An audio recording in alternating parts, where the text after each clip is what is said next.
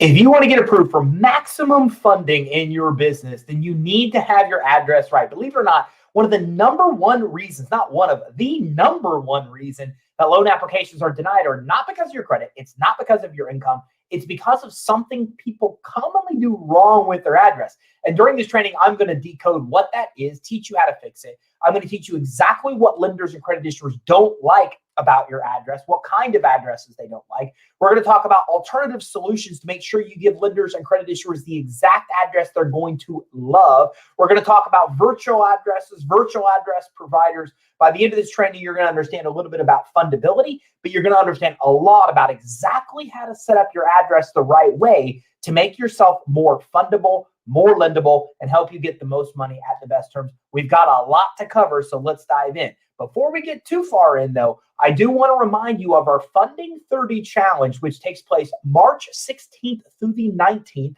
of 2021. You go to funding30challenge.com to be able to register. Right here it is. At this point, it is currently free to register for the Funding 30 Challenge, but this is going to be fantastic. We've got over 30 different funding products we're going to be talking about. Over 20 financial experts are going to be on this challenge. We just invited somebody new yesterday that's going to be attending. I'm so happy. And they're actually going to teach you how to take any business that you have and actually make it to go public in a very short period of time. It's all about getting money and the different ways to get money free through grants, things like that, how to get grant writers, everything to do with all kinds of funding products, the majority of which most business owners know nothing about. And all you have to do is go to funding30challenge.com in order to register for that challenge. So let's dive in. Let's talk about your business address. Now, obviously, this is helpful when we talk about building business credit, but it obviously is helpful as well when it comes to getting business loans and when it comes to getting business credit lines. But throughout this training, I want to talk a little bit more about business credit. So just to remind you, when I do so, we're talking about credit for your business that's not linked to your personal account. We're talking about getting initial accounts to help you build business credit profiles and getting high limit accounts with major retailers, Visa cards, MasterCards, auto financing, all those type of things without a personal guarantee, without a personal credit check. Business credit is part of fundability, and I will touch upon it a little. So I wanted to just talk a little bit about that before we dive in. So let's talk about fundability. What is it? Well, fundability ultimately is the ability of a business to be funded. It really comes down to your ability to be able to get money from lending institutions and credit issuers, and it determines how much money you're going to get, and it determines the actual interest rates and terms that you will pay. I've spent 2 decades in lending, and I can tell you that this roadmap is extremely important for you because you can either follow the roadmap and get approved for the most amount of funding, meaning getting more approvals when you apply. But it's also important because it gets you up higher approvals. Instead of a $10,000 credit card, you get a 15 or 20 when you do it the right way. Instead of a $100,000 loan, you get a $150,000 loan or $200,000 loan. Instead of paying a 5 or a 50% interest rate with like merchant cash advances, you get a 5 or 8% interest rate. Knowing fundability, knowing what lenders and credit issuers are looking for, then being able to craft your business and set it up the exact way they want you to have it set up is the difference between you getting exceptional funding at great terms or not being able to get approved at all. So fundability is the ability to get funded. Okay, it means in essence your chances of being able to get money. Okay, business fundability goes hand in hand and starts the process of business credit building, but it's also the very first process we walk anybody through when it comes to getting any kind of loans or credit lines. I think as entrepreneurs, we tend to rush through things. The problem is if we rush through when it comes to getting money, we may get the money that we want at really bad terms. Whereas if we just get this piece right, we can get more money at way better terms. So some fundability elements are impossible to control, like how long you've been in business. Others can be controlled. And your address is definitely one of those things that lenders and credit issuers have a lot of preferences of how this is set up. And if you do it the right way, you'll get max funding. If you don't, well, in a lot of cases, we'll talk about specific examples today, you get denied. So there are a few things you can do to help lenders see your business as more fundable. Let's talk about lendable. Let's talk about credible. And that's what it really comes down to, is that in a lot of cases, you are the one that paints the picture to a lender or a credit issuer of how credible you really are. You're the one. If you want them to see your business as really legitimate and credible, there's a lot of things you can control to make that happen. And if you don't do these things, you just don't look credible. And if you don't look credible, then best case scenario, you get approved with high interest rates and a smaller amount of money. Worst case scenario, you oftentimes get denied. Okay, so business address is a very important part of actually establishing your business fundability and getting this part right. Now, the goal is to make your business a separate, standalone, fundable entity. So that's one of the first things to think about. A lot of people want to use a home address or use a PO box or UPS address or places where they get their mail. You have to keep in mind that what we want to do with lenders and credit issuers is we want to take you out of the picture and make them focus just on the business. And there's a lot of reasons we want to do that. We want them to focus on the business, not you, so they focus on the business's credit, not your personal credit. So they focus on the business's ability to pay its debt, not your ability to pay its debts. So they stop using your home as collateral and start looking at business assets as collateral. What we've got to do is we've got to get lenders to keep us out of the picture and focus on the business. And in order to do that, we've got to give them an asset in the business that's credible enough where they want to give that asset money. They feel comfortable. So an example is Dell, right? Well, Michael Dell isn't personally guaranteeing $100,000 credit lines for Dell. Why?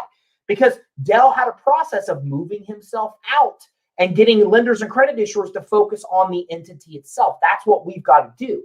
And you might say, well, it's Dell, so they were able to do that. No, Dell followed the exact series of steps with fundability, with business credit building that I teach you. They all do. The biggest lenders or biggest retailers in the country, any of these companies, they follow the same series of steps that you can take to be able to get yourself out of the picture to focus on the business instead. It removes these doubts that lenders have. But again, your business has to have separate contact information than you as an individual when it comes to phone numbers, when it comes to address, when it comes to email addresses. All of this stuff has got to be set up completely separate. If we want to separate the business and lender and credit issuers' minds, you have to separate physically the business from you. So incorporating, you've got to make sure that you have a real legal entity set up for your business. Believe it or not, you don't have to. You can be a sole proprietor if you want, not even have an EIN number, but it doesn't make you look legitimate. So corporations are seen as the highest credible entity type you can actually have with lenders and credit issuers, and way better for fundability if you set up your entity the right way. But your business address is one of the first elements of fundability you should be setting up. Why? Well, because a lot of the paperwork you're going to set up after that, the EIN number with the IRS, the DUNS number with Dun & Bradstreet, your bank statements, everything else, your address is one of the things that's needed. As a matter of fact, when I tell people the steps to set up a business, this is my order. First of all, make sure the business name you want is available domain-wise. I go to GoDaddy and use it all the time. You might use somebody else. That's fine. I love GoDaddy. Their customer service is phenomenal. So I go to GoDaddy and make sure the business name that I want is available there. Can I get the URL? Because if I don't even own the URL name of my company, immediately it's a strike against me. It does not make me look fundable. Okay, think about it. There's no large company that's out there that doesn't own their own name. As a matter of fact, when Google became Alphabet, the very first thing I did was Google Alphabet because I wanted to see who owned that thing. Because that company got a lot of money. I haven't looked at it, but you know they got a lot of money from Google because Google's going to own alphabet.com, right? So ultimately, every legitimate company out there owns their name.com. So you need to make sure that's available. If you know that's available, you go to your Secretary of State and make sure that name is available in your Secretary of State. If it is, the next step is don't go get the entity, or actually get the website. You might as well do that, but don't set up the entity. Get your business address, get your business phone number, get your business email address, then set up the entity in Secretary of State. And the reason I say that is because the number one reason that loan applications are denied, the number one, shocking, but the number one is because the lender can't find your business. They can't find the business that's applying. What happens is a business goes in and applies for a bank loan. The business name, the address, the phone number, something is off on the application from the Secretary of State records. The lender can't verify with 100% certainty that the company on the application is the same as the Secretary of State, and they deny the application. Believe it or not, shocking as this is, it's the number one reason loan applications get denied. The entity that's applying can't be verified 100% certain with Secretary of State because information is mismatched. Why does this happen? It happens because people do it in the wrong order. People go get the entity first, then they go get a business address, then they go get a business phone number. Think about going back to Secretary of State and changing it. Because think about all the stuff you have to do. Your business is getting off the ground. You got to get a bank account. You have to get an EIN number. You have to get all these things set up. So you follow a series of steps and never think about going back and correcting step one. That's why I always say, make sure the entity is available. Grab it. Once you have that, now you have an email and you have your URL. Next thing you do is make sure that that's available in your Secretary of State. If it is, get your business address, then set up your Secretary of State. That way you can follow this series of steps and not need to go back and actually change that address. Hey, John, thanks for coming in from YouTube from New Orleans. I appreciate you tuning in. And Admon, thanks for coming in from YouTube as well. You're amazing. I look forward to starting a funding business under Credit Suite. That's awesome. We can definitely help you with our partner program, offer business credit and financing.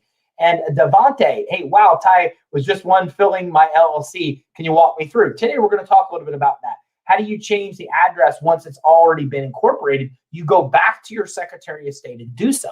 So your Secretary of State, once your entity is set up, you can go back and change the address. You usually have to do some kind of addition to that corporation. Everybody calls it something different. All the states call it different. You've got to go back to the Secretary of State, the IRS, wherever that address is set up wrong, and you have to actually update it there. And Keandra Thomas, I hope we get an answer. That is exactly the answer that you're looking for, is that you got to go back and update it everywhere it's off. So every Secretary of State calls it something different, but you can file something to update your entity records. Now, when you file annual reports, which is at the end of every year or the beginning of the next, you can also update that on the annual reports as well. And Beauty and Success says, can we have a business address in another state? You can. We're going to talk about that in a few minutes today. What companies do you use for address? We're going to talk about that today as well. And I'll come back to other questions as we go through. Okay, so again, you've got to make sure that address is congruent everywhere. EIN, IRS, who issues the EIN, your Secretary of State. So it's better to get your address before you set any of this stuff up. Okay, so you need it to be right on all the paperwork right from the start. It's got to be the same everywhere. Believe it or not, number one reason we get denied. And think about why. Because what happens is the majority of applications that are sent to a bank for credit cards, credit lines, and loans are fraud. They're fake. They're not real. They're people trying to con banks to give money to entities that don't even exist. We saw this in PPP loans through COVID. I mean, it was astonishing the number of money that they associated with fraud and those PPP loans, because people are constantly trying to game the system. So what they're trying to do is catch you. They're trying to catch people in lies to basically verify that that application is fraudulent.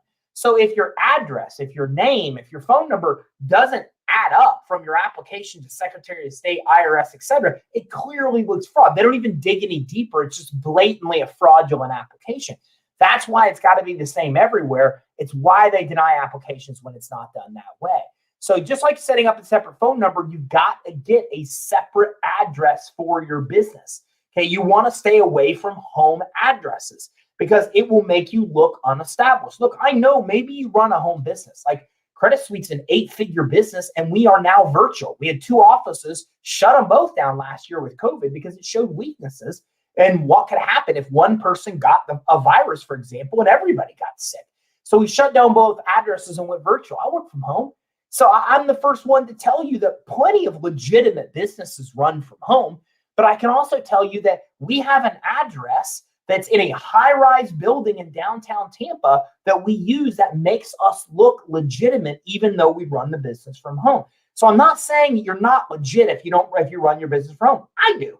But what I am saying is you've got to make yourself look established and credible. It can't be done with a home address. The same is true with UPS and PO box addresses. You have to avoid those. Those are even worse and make you look really unestablished. And here's why. Because back in the 80s, what happened was the government wanted to put UPS addresses and PO boxes into a separate database so they could recognize what's a real address and what's a PO box UPS address. So then virtual address solutions, which we'll talk about later today, they came in and fought the government and won. So virtual addresses were excluded from this bucket. They're in a different bucket now. They're not even in a bucket. Nobody knows those are just virtual addresses.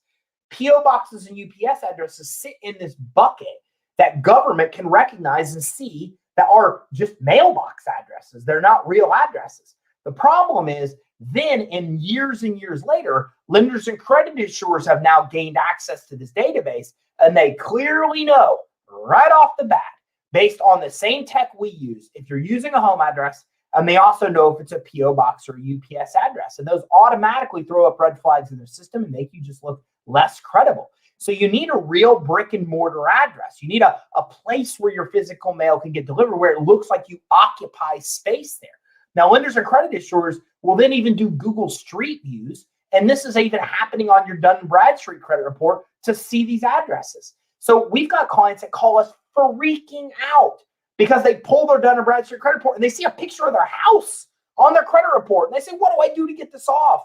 You got to update your address with DMB, because DMB is recognizing that lenders and credit insurers are doing a Google Street View search. And then they're doing the same thing. They're saying, hey, we'll save you time. We'll just put it on your credit reports. So this is commonly happening behind the scenes. And a lot of people will say to me, hey, a UPS address looks like a real address. I'm like, have you Googled it? Google the address. You know what you see? A big image of the UPS store. Lenders and credit insurers can easily use Google. Their systems are doing the same thing. So their systems are even pulling in Google Street View into their electronic underwriting process. So they're recognizing that you're using these addresses. They know that it's a home address. They know that it's a business address. They see that car sitting in the front yard. Okay, those are things that, again, go against you, where you just don't look as credible as what you possibly could. Okay, and let me go through a chat. Aloha from Maui. Thanks for tuning in. I appreciate it. And chat says, do Yext listings citations get your LexisNexis? They don't. Yext is something separate. We'll talk about Yext, but that is definitely nothing to do with LexisNexis. And Mateen says, even for EIN, Secretary of State would be some about sunbiz.org is in Florida, your Secretary of State. And yeah, your EIN letter needs to have the same address as well. A lot of places will ask for your EIN. You need to have the same address that you're using on your application, the same as Secretary of State, the same as what's with the IRS when you actually get your number as well. And Antoinette says, would you recommend PO boxes? I just went through that, so hopefully we answered that question. And Randy says, I use iPostal for my virtual address. iPostal is not a virtual address. Unfortunately, it is the same as UPS address. It is an actual PO box UPS type address. You can't use iPostal. It's not truly a virtual address. It's a PO box UPS type address. You've got to get rid of iPostal. Okay, and Monica says, is it unprofessional for me to have my first and middle make in my email address? I don't think so at all. You just need to have the at, etc. Okay, so what matters is that the at creditsuite.com is the same as what your URL is. That's what matters most when it comes to email. And you don't want to put something crazy like partydude2021 at creditsuite.com, right? But so your name at creditsuite.com would be fine. But you want your URL, in my example, creditsuite.com, to be the same as your email. My email, info@creditsuite.com, right? info@creditsuite.com, domain creditsuite.com. It's the at being the same as what your actual domain is. That's what's important. Using your first and middle name does not make you look unprofessional. A lot of the times they might even think that that's your last name anyways. So a virtual address is a better solution here. You might be saying, I don't need a physical retail location. So in that case, what do I do? Well, that's when you want to go with a virtual address. Now, they're not as cheap as places like iPostal. There's 3 great sources I found: Alliance, Davinci, Regus. I'm going to break each one down for you today so you can see the benefits of all of them. But again, now you know why these are so much different than PO box and UPS addresses, because PO boxes and UPS addresses were put in this database by the government in the 80s that lenders and credit insurers know their PO boxes and UPS addresses. Virtual addresses weren't. They were excluded. So nobody knows a virtual address is a virtual address. They still see it as a real physical location you're at, unlike PO boxes and UPS addresses. So what is a virtual address? Well, according to Wikipedia, a virtual address is part of a flexible workspace industry that provides businesses with any combination of services, space, and or technology without those businesses bearing the capital expenses of owning or leasing a traditional office. Basically, as you're about to learn, you can use virtual addresses to run a business. Actually, they have conference rooms you could use. They have meeting space you could use. They can take your calls and redirect your calls through their call center. They could take your physical mail there and scan it and email it to you and mail it to you.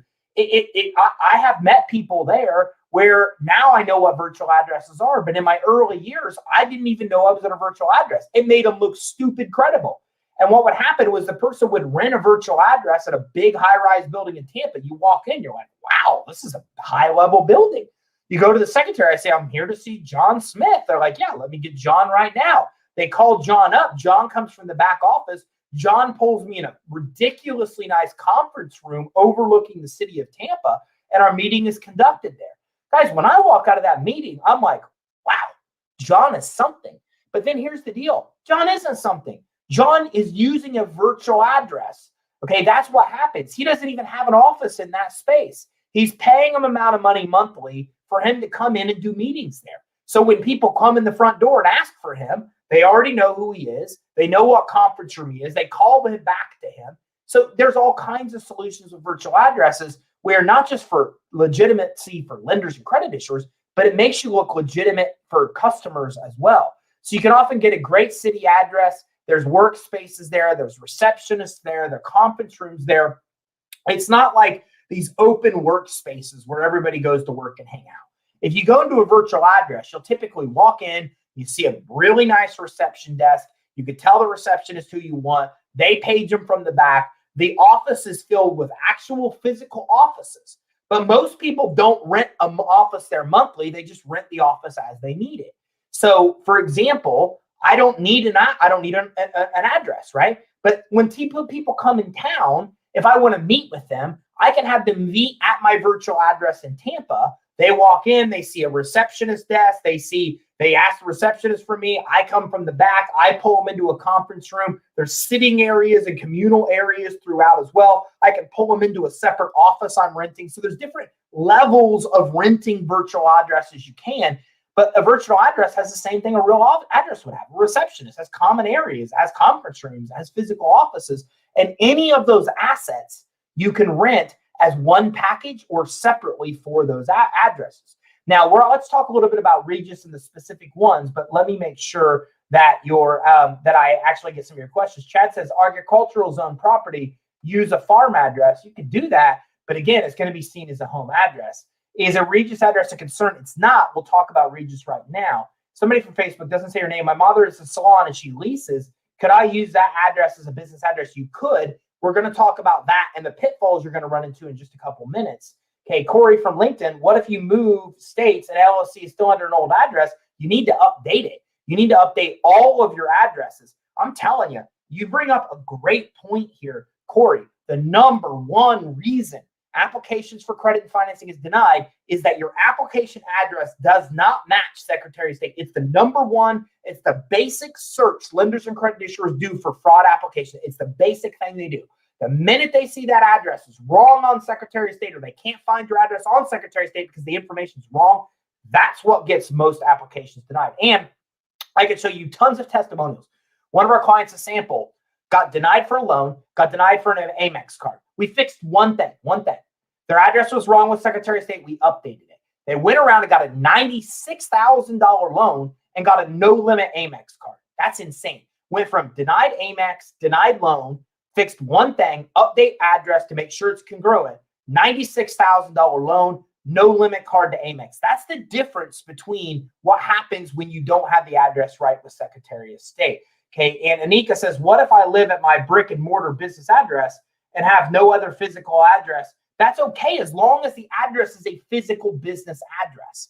You need to have it show up in their computers as a physical business address. The fact that you reside there doesn't matter. What does matter is that it's not deemed residential zone. It's not deemed farm or agricultural. It's a physical business address, unless you have a farm. If you have a farm and that's your address because it's a farm, then that makes more sense, right? But if you're physically going in and you're living or you're running a business out of home, then it's a residential designation. That's what you're actually looking for. Okay, Chad says, get an SSL HTTP for your website. That makes it privacy. No PO Box, no PI Postal. Yes, that's correct, Addie. I think it said it correctly, Addie. If not, type in there and let me know. So Regus is one of the biggest in this space. They offer meeting rooms. They have drop-in business lounges where you could work if you have a long layover period. They have a membership plan, mail forwarding and handling. Let's look at all these services because we're going to see similar ones on the other ones. Meeting rooms, conference rooms. You can meet with clients. You can meet with customers. You can meet with anybody you want to. That's why we like having a virtual address down here. When we do have meetings, we can use the meeting rooms in our virtual address. Drop-in business lounges. A lounge is like you go into a sitting area, there's 5-10 seats, and people are just chilling, hanging out, kind of networking. Okay, so those lounges is a great place just to pull up your laptop and hang out and get work done. If you're traveling, you're in town for hours, et cetera, and you don't need an actual meeting room. A membership plan. You can pay a certain amount of money every month for whatever services you deem that you want. Mail forwarding and handling. They get your mail there. You can use them as an address. They scan your mail and scan it to you. So you get it the same day they get it. It shows in your email. Then they physically mail you the mail. So there's no delay. When they get the mail, within an hour, it's scanned in and sent to you. Okay. Options include furnished offices with high-speed internet. You can also, with their monthly membership plan, get an actual physical address or a physical office that maybe you use all of the month, or maybe you only use certain days of the month and you can reserve those days. Okay. They can be co-working spaces or window office or interior. Again, there could be these co-working general areas where there's 5-10 chairs, or they could be a physical office where you shut the door and have your own office. And again, you're going to want to call for pricing. And they have a lot of different options. So when we look at Regus and all of these, there's different levels you can get. Do you just want to get your mail there? Do you want to have a real physical address or office there all month, some of the month?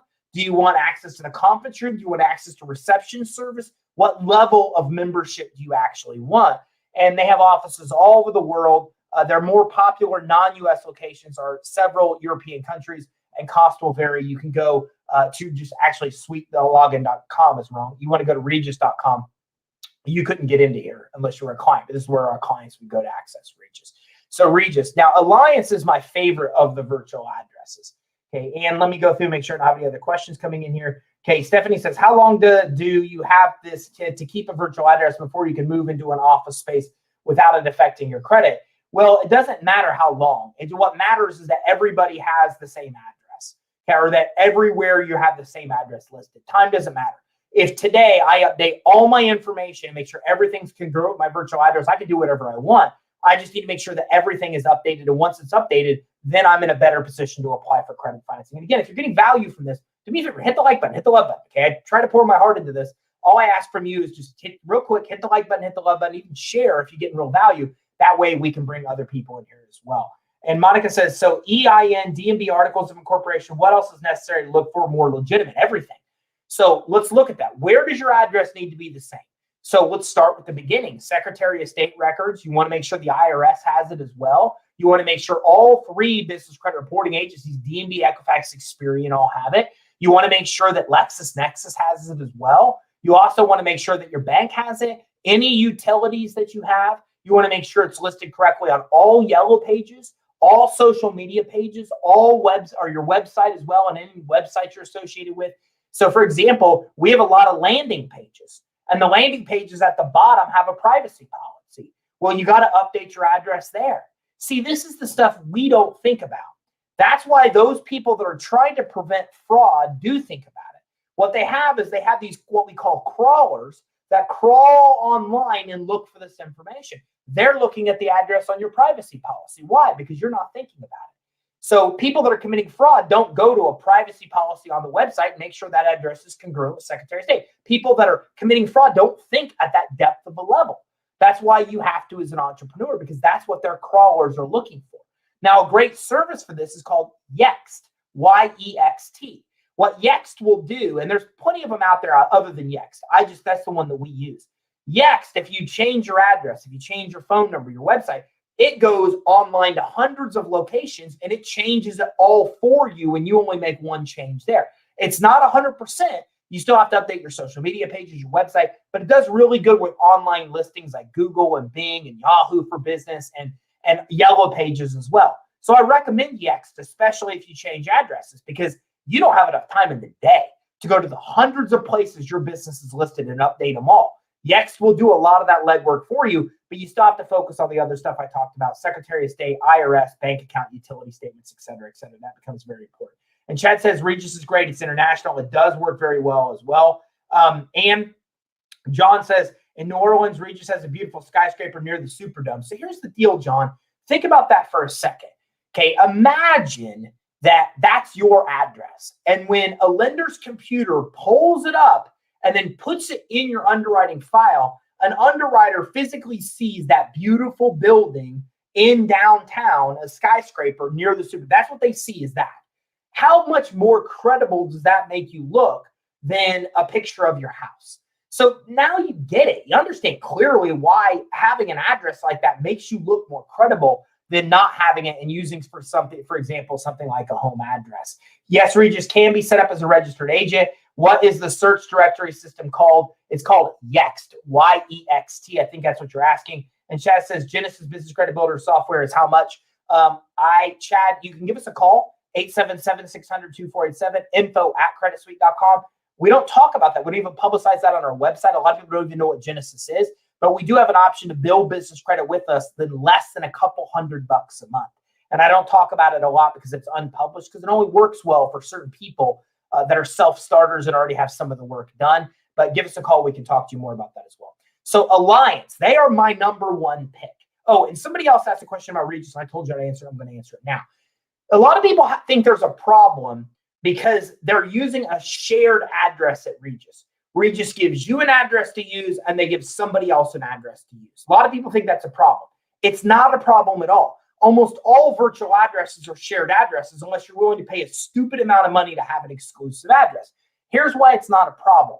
The business credit reporting agencies link a new account to a business if the business name and address is different. So if they see your business and you occupied an office with the same place at Regus with the same name and address, then you could get the two reports commingled, which, let's be honest, that's never going to happen, right? Statistically, it's improbable that you would rent an address at Regus and they would give the address to the same nobody else that's renting at Regus with the same name. So as long as your name and address are separate, you're good. Meaning, and somebody else said, well, can I use my mom's address? She's got a hair salon. You can, as long as her name isn't similar to your name.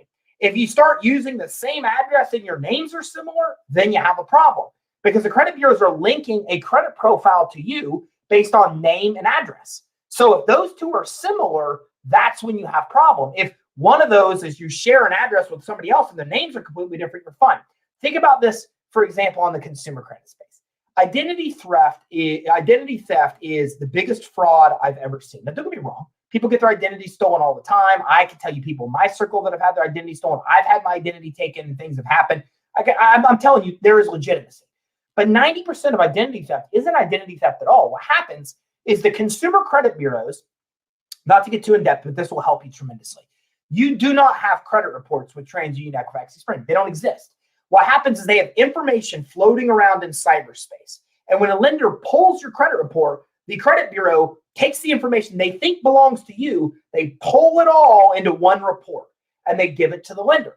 So you don't have a credit report. You have information that the credit bureau believes is yours, and they pull into one report. But they do this and link it to you 3 ways: your address, your name, and your social. So let's say my dad has the same name as me, and I'm Junior. I'm Ty Crandall Jr., and his name is Ty Crandall Sr. That's not the case, but let's say that that's the case.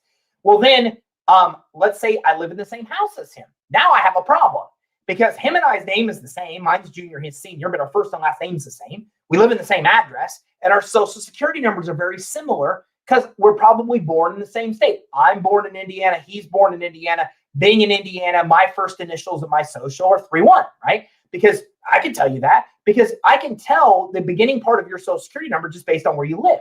Your social security number indicates certain things, and each digit of your social indicates certain things. And the beginning part of your social indicates where you're from. So for example, if your social starts with 0, then you're up in the New England type states, right? And if you're at 1, I think you start moving over to New York type area. So, and if down in Florida, so the zeros or up in the New York area. So the beginning part of your social indicates where you are. So now my dad and I have the same name. We live in the same address. Our socials are similar. That's how his information gets pulled into my credit report, because the credit bureaus think it's me when it's not me. And then you go claim identity theft because it's not your information. That's what happens in the majority of identity theft cases. So I'm telling you this. So first of all, you understand how the whole system works. And secondly, because in the business world, they do the same thing, but they pull in a report based on name and address. So you can never occupy the same address as somebody with a similar name, or your credit profiles will get mismatched. Way deep explanation, more than you need, but it's something I think you need to know. So Alliance offers meeting rooms, live receptionist, office address, all things we talked about with Regus as well. Okay, they also offer optional mail forwarding. We talked about that. Local or toll-free phone number. You can get a phone number for them as well. That goes to a receptionist that will forward the call to you. Want to get really fancy? So I use their phone number, use their number. They call in, they get a receptionist. The receptionist calls my cell phone and transfers the call there. Okay, unlimited local and long distance calling, voicemail by email, customer greetings on online control panel, a lot of different services. They have a presence around the world as well. Their most popular non-US locations are in Mexico, the UAE, and the UK, and the Netherlands. $125 to $500. You can go to alliance.com. They're my number one choice. If you go to creditsuite.com/virtual, you will see that Alliance is who we recommend for virtual addresses. We've helped, I feel comfortable saying hundreds. I'm not sure if I could say thousands of people set up virtual addresses. And I can tell you that we've tried them all, and Alliance is by far the best. Davinci offers live receptionists, live web chat services, meeting rooms, event spaces, and office address as well. They have a presence around the world, popular locations outside of the US, Mexico, Europe, South Korea, Hong Kong, Japan, and Brazil. Costs vary. You can go to davincivirtual.com to get set up with Davinci as well. Now, some of the questions came in, so I want to make sure that. And John says, yeah, I blew a lot of my friends' minds for only $69 a month. Each customer gets a number. So what John is saying is, hey, I was able to get a virtual address in New Orleans in a skyscraper near the Superdome. Everyone that knew me was blown away because I was able to occupy the space, and I'm only paying $69 a month. John is explaining exactly what I'm trying to explain, probably better than me. He is creating the perception that he is a bigwig and a super legitimate, credible company. That's exactly what you want to do with lenders and credit issuers. When you could present that, that's what gets you max funding at the absolute best terms. And Anika says, if I use a PO box and also the UPS physical address to receive mail for nonprofit and or online business to keep customers from arriving at the brick and mortar that accepts a different group of clients, is that okay? Or should I list? You don't need to list the brick and mortar, okay? You need a virtual address in that circumstance. If you have a physical address, but you don't want people showing up there, you don't want your customers to know that's your address, then get a virtual address anyways, even if you occupy it. As a matter of fact, I recommend that if you're not in retail like a store, even if you have a retail location, I oftentimes recommend getting a virtual address anyways. And here's why. If we lease a location, we typically lease it for 2 to 3 years in most cases. And when that 2 or 3 years is done, then we move sometimes.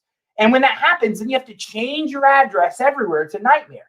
If you get a virtual address from the inception of your business, you can come and go as you please and nothing ever needs to change. If I go get a virtual address with Alliance and I use that as my address, now customers, lenders, credit issuers, everybody sees that as my address. I could change physical locations 5-10 times. I could change home addresses 5-10 times. Everything could keep changing, and I never need to change my address. That's why I recommend you set up a virtual address from day one, no matter what business you're in. Use it for everything online, unless you're like in retail where you want people to physically come to your store. So hopefully that helps you there. Fresh Air Brown says, can you add someone to your business credit like your personal credit? You can't. Like credit mirroring, that's not something you could do. You can get trade lines, but you don't want to buy trade lines because it throws up all kinds of red flags on your credit report. Chad says, how do we handle our DB's main company name with the state, or DBA's main company of the state? Your DBA, really what should happen is your physical business name, including DBA, is your business name. That should be the name you use everywhere, your physical name with your DBA. So that's what should actually be listed everywhere. And John says, you helped me. I'm glad it's working out, John. Anika says, it's a retail store and separate from the other business. Again, it comes down to what you want. Do you want this address to be seen everywhere or not? If not, get a virtual address. If so, then use your retail location. Never use a PO box or UPS address. So what if your area doesn't have one? Well, then improvise. Consider talking to local business owners. Somebody on here said, hey, my mom owns a salon. Can I use her address? Think about that. Think about renting an address from another business owner. Think about a family member, friend. You can use their address if they're giving you ability to do so. Think about shared spaces, okay? You can also might be fruitful to talk to local computer user groups too, or consider going out of state if you need to get one out of state. So for example, Alexandria, Virginia, and Baltimore, Maryland are less than 50 miles from each other. There's a lot of places like that.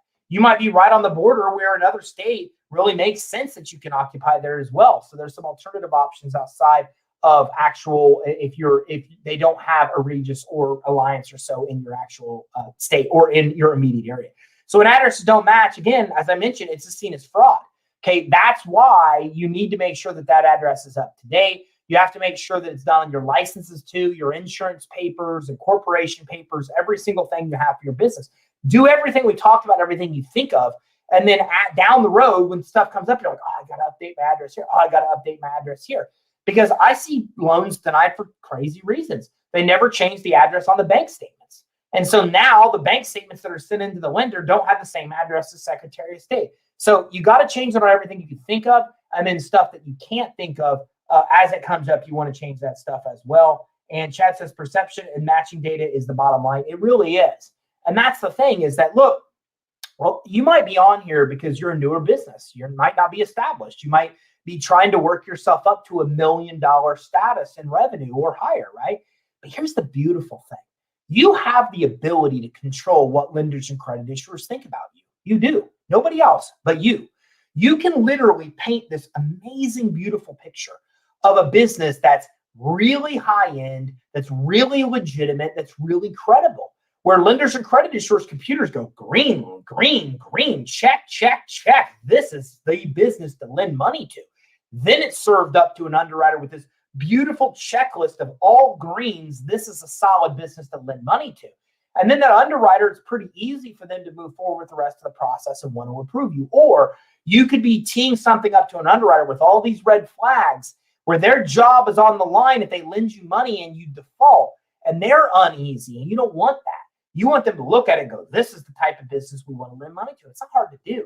Making sure that you have a business name and the right, that doesn't reflect you're in a high risk industry, and having the right NEICS code and having a professional email address and a website, and a physical business location or the perception of that to a lender, a toll-free number that when they call goes to a receptionist that then forwards it to you, right? Think about an underwriter calling and then they call in and they say, hey, Credit Suite, this is Jane. How can I help you? Hey, I'm looking for Ty Crandall. Yeah, we may ask who's calling. Yeah, this is so-and-so with Fundbox. Okay, great. Hold on for one moment. They forward to my cell phone. I'm not even, I just get a virtual address there. I'm getting phone calls there. Imagine the difference of perception that underwriter experiences. Then when they call and you're answering on your cell phone, you're like, hey, what's up? I mean, it's a whole different world.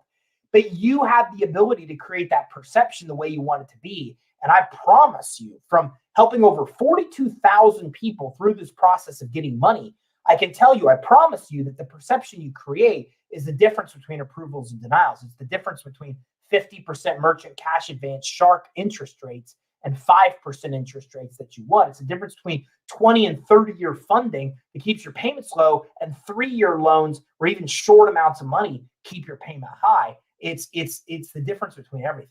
So to recap, a separate business address is ultimately more professional. It makes you look more fundable. It gives lenders and credit issuers the perception that you're a big, large, legitimate business, which is exactly what you want them to see. And if you don't need a physical location, we talked about virtual addresses today, which work as a really good solution. Did you get value? Hit the like button, hit the love button, okay? And share this with somebody else that may benefit. And don't forget, you're also going to want to come in if you want to learn more about Fundability, not from me, but from a prior banker that worked at Wells Fargo that knows this, that quit working at Wells Fargo so they could come and help fix this problem for business owners like you and I. Then what you want to do is you want to make sure that you're coming and go to funding30challenge.com right now. It's super simple. It's free. You don't have to pay anything in order to sign up for this. And funding30challenge.com, I'm showing this just to show you the URL, but it's going to take you here. Our Funding 30 Challenge is something we've never done before. Look, I'll be honest, nobody's ever done it. Nobody in funding has ever done this before. What we've done is we're bringing 30 funding sources, 27 of which most business owners know nothing about. Okay, we're bringing in grant writers, we're bringing in private investors, we're bringing in angel investors, we're bringing in people that help small privately owned companies go public, and we're bringing in a lot of different kind of funding products. Funding that works for credit issues, funding that works for startups, funding that works for well-established businesses that are looking for millions of dollars. It's not going to be me talking. I'm going to have 20 plus different financial experts come on, and they're going to go every day, Monday through Friday. We're going to be doing this funding challenge from 1 to about 3 or 3:30. And it's called a challenge because the challenge is that you walk away with at least 3 options to fund your business when the challenge is over. Now, we're going to go over 30. But over 3 of them that I think will work for you, because we've got options for everybody. No matter what your risk situation is, we've got funding that will work. My goal is to help make 2021 your best year ever. You and I know that can only happen if you get money. So the Funding 30 Challenge is to open up money by getting you in touch, not with me talking about funding programs and sources, giving you the funding programs and sources, having the sources come on, the best in their space, bad credit, startup, and teach you this is how a program works so you can get approved. Here's how to get approved, and then actually link you with the funding sources to get the money. It's never been done before because people are greedy. They don't want to introduce you to who all their sources are because they're afraid you'll go to them. I want you to go to them. I want you to get money. So I'm going to bring all the funders, top of the 20 financial experts that are top in the country, to this funding challenge to be able to get you money. If you go to funding30challenge.com, that's funding the number 30challenge.com, you can register for free for this challenge. You can even upgrade if you want and get VIP, where you get backstage access with all the speakers. But make sure you do that if you're interested in getting money. It's a great way to do so. And don't forget, you're entitled to a free consultation with us. We will get your business credit reports for free with Dun & Bradstreet, Equifax Experience, $249 if you get it from them directly. We go through those reports, give you tips and tactics to build your business credit. We do a fundability assessment to see what's jacked up and help you fix it. We do a funding qualification. It all happens for free on a consultation, 877-600-2487. You can also go to creditsuite.com/consult, grab our free checklist on building your business credit at creditsuite.com/live-checklist or live-checklist. And don't forget to like and subscribe this video and on our other channels, or like this video and subscribe on our channels. We go live Tuesday and Thursday at 1, 11 o'clock on Wednesday on Facebook, on YouTube, and on LinkedIn as well. And then on the top right of our page, you can access daily tips on our Facebook, on our Instagram, on our Twitter, hundreds of videos on YouTube that teach you everything you need to know to get money. And our podcast, the Business Credit Financing Show, where you can listen on the go with all kinds of experts that will help you build a really legitimate and credible business. I know, and I'm going to go through and answer any other questions before I wrap up. Davinci says, is it possible to get the address without forming our entity first? No, you can, maybe. I don't know if Regus and these guys will give you the address first. You can check with them. I don't really know the answer to that question. I've never been asked that. You'd have to check with Alliance to actually see or any of those sources. But again, you should be able to. You should be able to do that without a problem. I think you can get the address first with the virtual solutions. I don't believe it's going to be a problem. Alicia says, is partner program still available? It is. Our partner programs where you can offer business credit financing as a service through us. And you absolutely can access the partner program. Give us a call, 877-600-2487, and our team will talk to you about that. Chad says 1 to 3 Eastern. I'm in Tampa. Everything is Eastern in my world. So the funding challenge is going to start at 1, end about 3:30 every day, Monday through Friday, February 15th or March 15th through the 19th, 2021, for people that watch this years later on YouTube. And it will be Eastern time that we are talking about. Chad says, what's the name of the site again for Funding 30? It is funding30challenge.com. Funding 30, here's what it actually looks like. It's funding30challenge.com. So it's the word funding, the number 30 for 30, challenge.com. If you go to funding30challenge.com, it's going to forward to the site, and this site will have me talking about the challenge. It has all the information about the challenge. We don't have the speakers plugged in yet, but we're currently plugging in all the speakers. You can register here. This is, again, we're still working on it, but a lot of this is going to be finished probably by the end of the day today. I made them give me the link today so I can tell you about it and make sure that you have it to get registered. So it's funding30challenge.com. Get on Telegram. I know I'm on Telegram. Everybody wants me everywhere. Clubhouse. I'm supposed to be on Clubhouse tomorrow. Everybody wants me everywhere. I'm getting there. Trust me. And what's the name of the site again? Went to Yext but couldn't find the option for address updates. That's what Yext does. So you might want to contact Yext, but Yext.com, if you go there, it's not just address. They update all of your business information across all platforms. So if Yext doesn't have an option that you can see there, then just give them a call, send them an email, contact them. But that's what Yext does, is they make sure that all of your information matches. They might have other services as well. So don't forget to register at funding30challenge.com. That's funding30challenge.com for our challenge March 15th to 19th. Never been done before. Never has our industry even done a challenge, let alone anything like this, where we bring together the top financial experts that teach you everything you need to know about getting money. You're even going to learn about business credit, not from me. You're going to learn about the person that actually taught me business credit. I'm not even going to be teaching here, okay? But I am going to bring in 20 of the biggest financial experts, including the person that is my mentor on business credit, the person that taught me a lot of what I know about business credibility. She's going to be there teaching a lot of things about business credit, fundability, things like that as well. So it's something you definitely want to get involved with. Funding30challenge.com. Thanks for tuning in. I will be back tomorrow to talk to you about more cool ways to get money for your business. Don't forget to give your free consultation by giving us a call, 877-600-2487. Free business credit reports. tips and tactics to build your business credit, fundability assessment, as well as funding qualification. It all happens on that phone call. Thanks for tuning in. I appreciate your time. I know how valuable it is. I look forward to our next training. We talk about more cool ways to get money to start and grow